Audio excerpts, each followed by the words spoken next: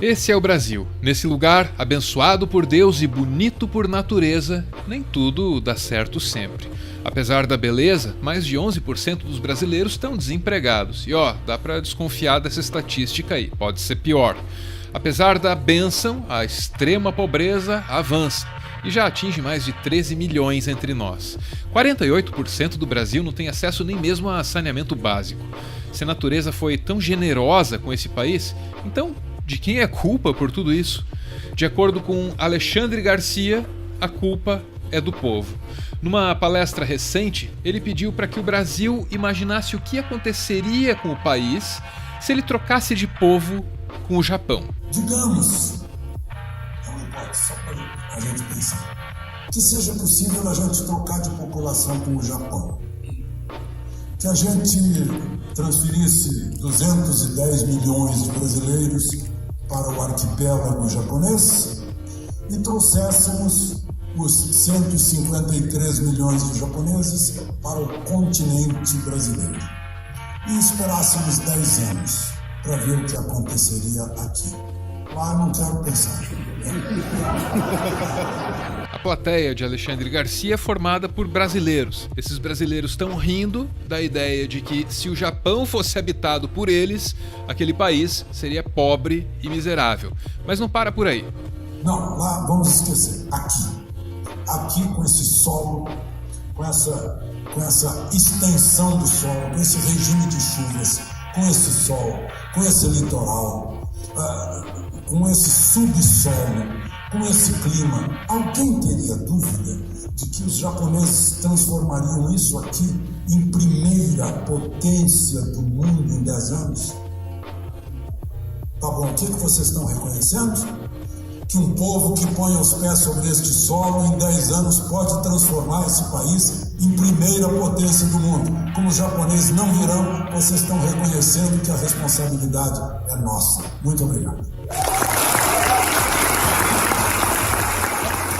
Essa fala do Alexandre Garcia foi compartilhada pelo presidente da República, Jair Bolsonaro, o que de alguma maneira inverte os papéis dos dois. É que o Alexandre Garcia chegou a ser cogitado para o cargo de porta-voz do governo Bolsonaro. Mas aqui, quem está atuando como porta-voz é o presidente.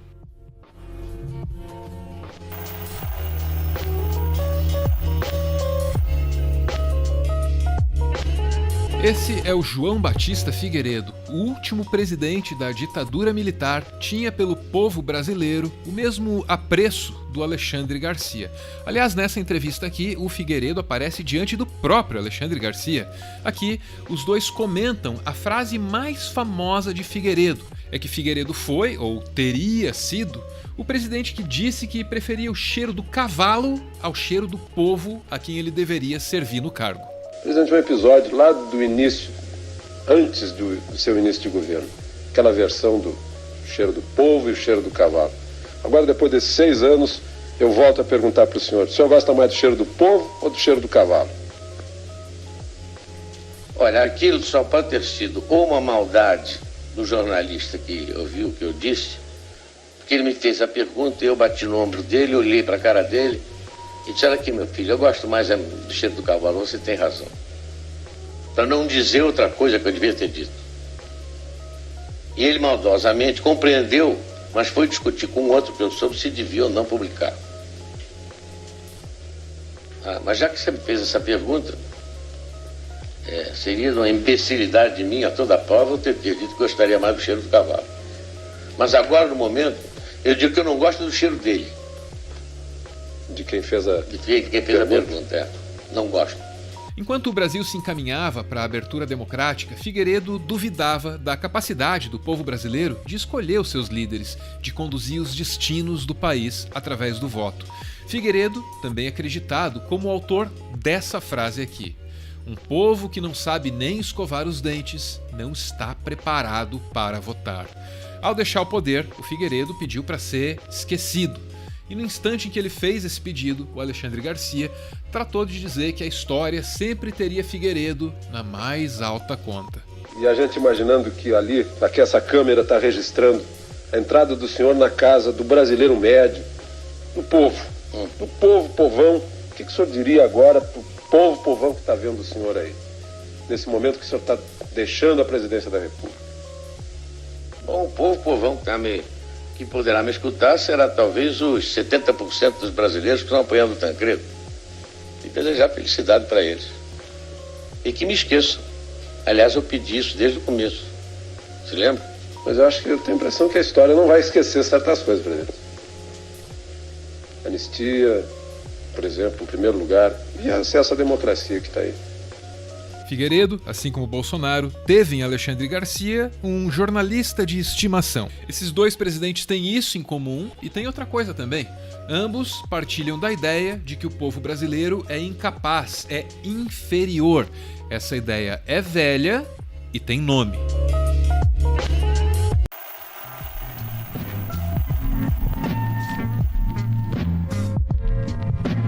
Nelson Rodrigues é o autor da expressão complexo de vira-latas. Ele chegou nesse termo em 1950. Na ocasião, Rodrigues só queria escrever sobre a Copa do Mundo. Acabou acertando na mais profunda intimidade do espírito nacional. Por complexo de vira-lata, entendo eu a inferioridade em que o brasileiro se coloca voluntariamente em face do resto do mundo. O brasileiro é um narciso às avessas, que cospe na própria imagem. Eis a verdade: não encontraremos pretextos pessoais ou históricos para a autoestima. Quem colocar o complexo de vira-latas em perspectiva histórica vai perceber que há muita coisa muito pesada por trás dele. O complexo de vira-latas surge no exato momento em que a intelectualidade brasileira descobre que não é tão europeia quanto pensava. Quem construiu essa questão? Quando essa questão se tornou importante? Ela se tornou importante para quem? Eu acho que é essa a pergunta que tem que ser feita. Em primeiro lugar, ela foi construída, foi colocada por intelectuais, por acadêmicos como Nina Rodrigues, Monteiro Lobato e outros pensadores que tentaram pensar o Brasil e que pensaram o Brasil não da forma como eles gostariam que fosse. Eles viam um Brasil que não era o Brasil que eles queriam talvez uma Europa aqui. Aqui não é Europa, aqui é o Brasil, é outra coisa. Eles tiveram uma educação europeia, uma educação intelectualizada e tal. Né? E eles não viam no povo daqui algo que fosse o reflexo do povo que eles admiravam. Começa aí o problema. Visto por esse ângulo, o complexo de vira-latas se confunde com o racismo puro e simples. O complexo de vira-lata é bem antigo, ele não é? Ele está na formação do nosso povo. Como é que você mantém um escravo trabalhando? Além do chicote, você precisa convencer ele de que ele tem que trabalhar. Você precisa convencer ele que ele não pode fazer nada melhor do que carregar um fardo nas costas, do que fazer um trabalho embrutecedor, do que fazer um trabalho braçal. Então, para isso, você tem que mostrar que ele é inferior. A maneira de mostrar que ele é inferior é você falar que ele é racialmente inferior. A teoria do Gobineau, da inferioridade das raças, a teoria racialista, foi apreendida por setores da elite brasileira, como o Silvio Romero, que achava que a miscigenação ia matar o brasileiro, ia matar o seguinte, ia corromper o caráter do brasileiro. Qual era a solução? Importar raça branca da Europa, importar europeus para purificar o sangue brasileiro e fazer de nós um país branco. A fala de Alexandre Garcia é desde já um clássico do complexo de vira-latas. É com essa tradição, em grande parte racista, que a palestra dele se articula. Foi o filósofo Ortega y Gasset quem concluiu que o homem é o homem e a sua circunstância. Com isso, ele quis dizer que as condições que alguém encontra ao seu redor são determinantes para definir como essa pessoa age e também quais são as suas capacidades e limitações. Se vale para o individual, então também vale para o coletivo. Criticar o povo brasileiro é fácil. Difícil é encarar a sua circunstância, que pode incluir pipoco disparado de helicóptero, água venenosa, lama tóxica, etc. O povo é o povo e a sua circunstância.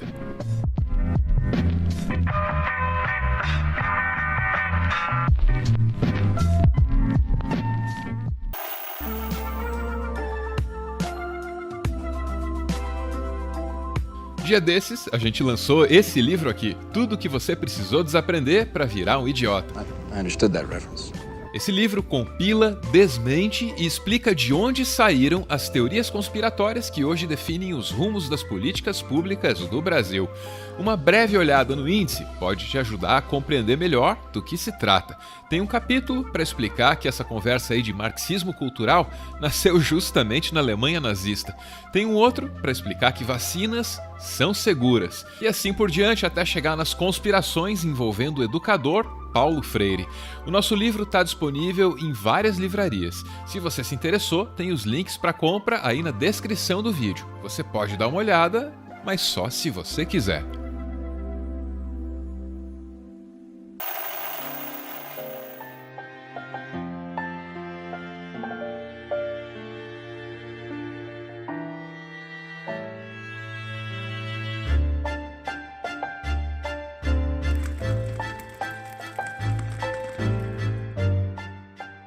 Muito obrigado por ver esse vídeo até o final. O Meteoro é mantido graças a uma campanha de financiamento coletivo. Quem participa aparece aqui no finalzinho para receber o nosso agradecimento. Hoje é a vez do Marcelo e da Isis. Muito obrigado, gente. Beijo. Tchau.